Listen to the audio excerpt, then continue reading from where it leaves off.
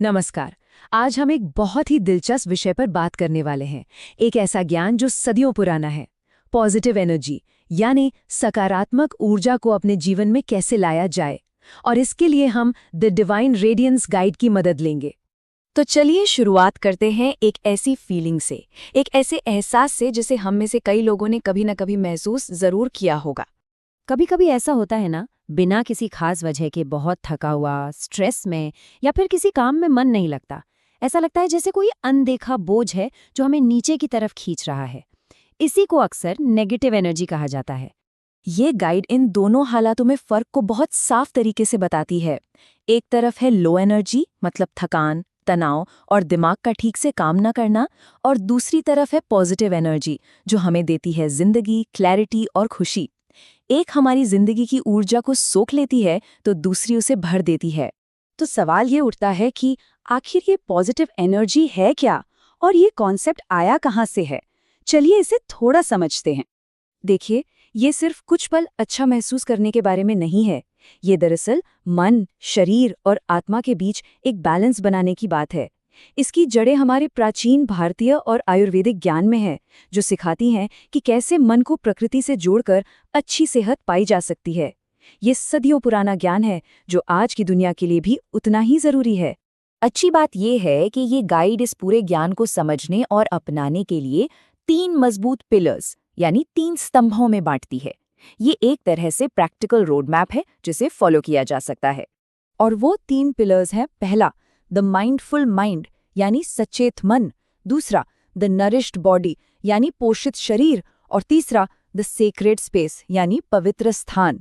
आप देख सकते हैं कि कैसे एक बड़े कॉन्सेप्ट को 3 आसान हिस्सों में तोड़ा गया है ताकि इसे समझना और भी आसान हो जाए। तो पहला पिलर हमें अपने अंदर झांकने के लिए कहता है। बात हो रही है अपने विचारों और अपनी मौजूदगी की ताकत को पहचानने की। इसमें क्या क्या आता है? जैसे कि ध्यान से सांस लेना ताकि विचार शांत हों, आभार यानी ग्रैटिट्यूड प्रैक्टिस करना ताकि नजरिया बदले, और प्रार्थना या मेडिटेशन के जरिए खुद से जुड़ना। मन के बाद अब बात आती है शरीर की। दूसरा पिलर इसी पर फोकस करता है कि हमारा शरीर कैसे हमारी एनर्जी को सपोर्ट कर सकता है।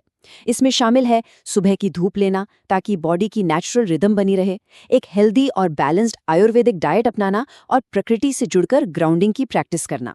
और अब आता है तीसरा और आखिरी पिलर, जो हमारे आसपास की जगह के बारे में है। ये इस आइडिया पर बेस्ड है कि हमारा बाहरी माहौल सीधे सीधे हमारे मन की स्थिति पर असर डालता है। मतलब अपने आसपास के वातावरण को साफ सुथरा रखना, वास्तु के सिद्धांतों पर ध्यान देना और अपने लिए एक शांत कोना बनाना जहां बैठकर सोचा जा सके।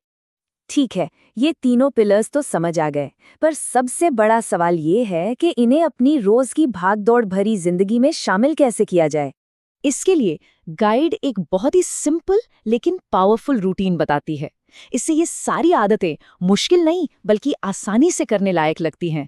जैसे सुबह उठकर सूरज को देखना, 5 मिनट के लिए सांसों पर ध्यान देना, और शाम को सोने से पहले किसी एक चीज को साफ करना, किसी एक बात के लिए शुक्रगुजार होना।